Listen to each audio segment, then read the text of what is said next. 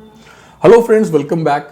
Friends, अगर आप एक शेंगन कंट्री में अपना करियर बनाना चाहते हैं जहां पे वीज़ा सक्सेस रेट जो है ऑलमोस्ट 99% है, इजी प्रोसेस है। सबसे अच्छी बात, आपको वीएफएस नहीं जाना पड़ता, राइट। पीसीसी आप अप्लाई कर दें, लेकिन पीसीसी आने से पहले ही हम आपका फाइल एक्सेप्ट करके आपका प्रोसेस स्टार्ट कर देंगे, राइट। सैलरी है 800 से लेकर 1000 यूरो तक। इंडियन करेंसी में बनता है 72,000 से लेकर 90,000 पर मंथ। रहना खाना फ्री है। प्रोफाइल बहुत ही इजी है दोस्तों। प्रोफाइल है हाउसकीपिंग स्टाफ का। वैकेंसी काफ़ी अच्छी क्वांटिटी में है। अप्रॉक्स 50 कैंडिडेट्स दोस्तों हमें चाहिए हाउसकीपिंग के लिए। कंट्री है बुल्गारिया। हाँ जी, बुल्गारिया अब जो है एक प्रॉपर शेंगन कंट्री कंफर्म हो चुका है दोस्तों। Take Bulgaria seriously. देखिए दोस्तों, अगर आप किसी भी शेंगन कंट्री में जा रहे हैं और आप ये सोच रहे हैं कि एक साल के बाद में जेन्युइनली कंट्री को स्विच कर लूंगा, तो इसमें कुछ भी गलत नहीं है। तभी तो आप शेंगन में जाते हैं। लेकिन गलत कब होता है? जब लैंड करने के बाद कैंडिडेट जो है इलीगली माइग्रेट कर जाता है किसी दूसरे कंट्री में, चाहे वो पोर्टुगल हो या फिर कोई और कंट्री हो, क्योंकि इसका इम्पैक्ट उस कंपनी के प्रोफाइल पर पड़ता है, उस एम्प्लॉयर के प्रोफाइल पर पड़ता है, साथ ही साथ ओवरऑल जो है छवि खराब होता है, राइट। जो और भी माइग्रेंट जा रहे होते हैं, जाने वाले होते हैं, और उसी का नतीजा होता है कि हम देखते हैं कि जो है थोड़ा रेस्ट्रिक्शंस आ जाते हैं, थोड़ी स्ट्रिक्टनेस बढ़ जाती है। लेकिन फिलहाल क्योंकि ये ब्लॉग मैंने बनाया है बुल्गारिया के लिए, तो मैं आपको बता दूं दोस्तों, अगले 1 साल 2 साल 3 साल अभी हैं आपके पास बुल्गारिया की इस अपॉर्चुनिटी को अवेल करने के लिए, right. So this is the right time for Bulgaria my friends. Bulgaria, Romania, right. क्यों? अभी वीएफएस नहीं है पिक्चर में। ये ब्लॉग तो जो है स्पेशली मैंने बनाया बुल्गारिया के लिए, तो मैं बात करूंगा सर बुल्गारिया की। फिलहाल आपको पता है कि बुल्गारिया का जब वर्क परमिट आ जाता है, डायरेक्टली हम आपका अपॉइंटमेंट बुक करते हैं एम्बेसी के अंदर, राइट। और चाणक्यपुरी दिल्ली में जो है बुल्गारिया का एम्बेसी है। इससे पहले भी आपने बहुत सारी सक्सेस स्टोरीज देखी होंगी। हमने इससे पहले भी बहुत सारे कैंडिडेट्स को जो है मेंटोर किया बुल्गारिया के लिए। इस वैकेंसी की यूनिक बात क्या है दोस्तों? फ्रेश कैंडिडेट भी अप्लाई कर सकता है। सैलरी अच्छी है, 800 से लेके 1000 euro. It's a decent salary. Food accommodation free है।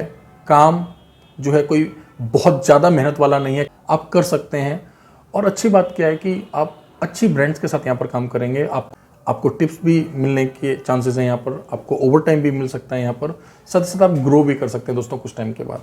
तो दोस्तों, अगर आप शेंगन में माइग्रेट होना चाहते हैं, किसी भी शेंगन यूरोपियन कंट्री में माइग्रेट होना चाहते हैं, और एक ऐसे कंट्री को चूज कर रहे हैं जिसका प्रोसेस बहुत ही सिंपल हो, स्ट्रेट हो, जहाँ पर रिफ्यूज़ल के चांसेस बहुत कम हों या ना के बराबर हों, साथ ही साथ आपको वीएफएस वगैरह ना जाना पड़े, तो फिलहाल बुल्गारिया जो है एक बहुत ही बेहतर विकल्प है।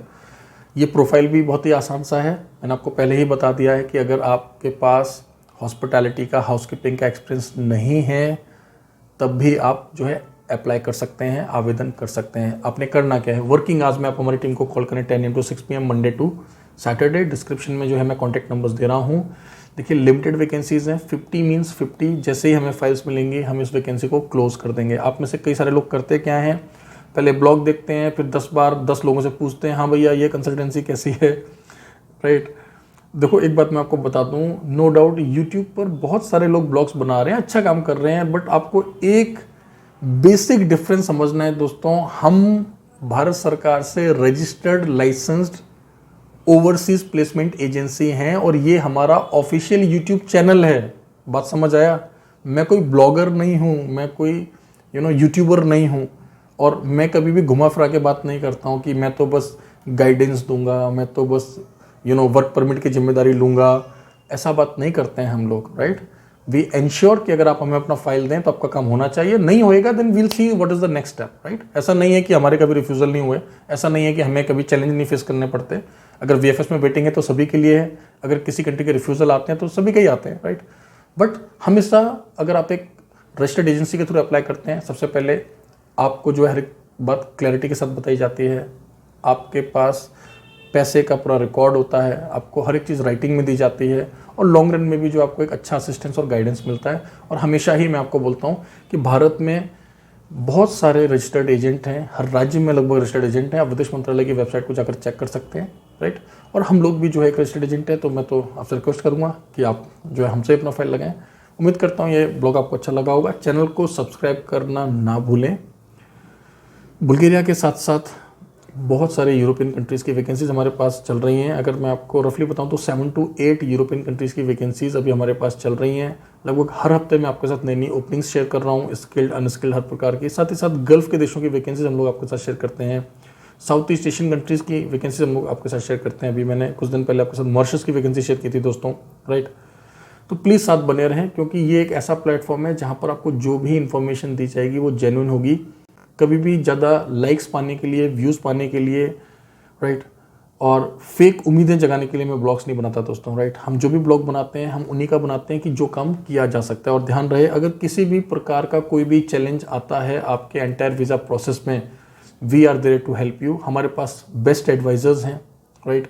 रजिस्टर्ड इमिग्रेशन कंसल्टेंट्स हर एक कंट्रीज़ के हम अपने पैनल पर लेकर चलते हैं। इसके साथ आपको पता है कि अगर हम लोग गवर्नमेंट से एक ऑथराइज्ड एजेंसी हैं, तो आप जब विदेश जाते हैं, अगर वहाँ जाकर आपको किसी भी प्रकार की कोई समस्या आती है तो विदेश मंत्रालय के अंडर ही सारी एम्बेसीज आती हैं, तो वहाँ पर आपको मदद मिल जाती है आसानी से। आप तक मदद पहुँचाने में हमें आसानी होती है।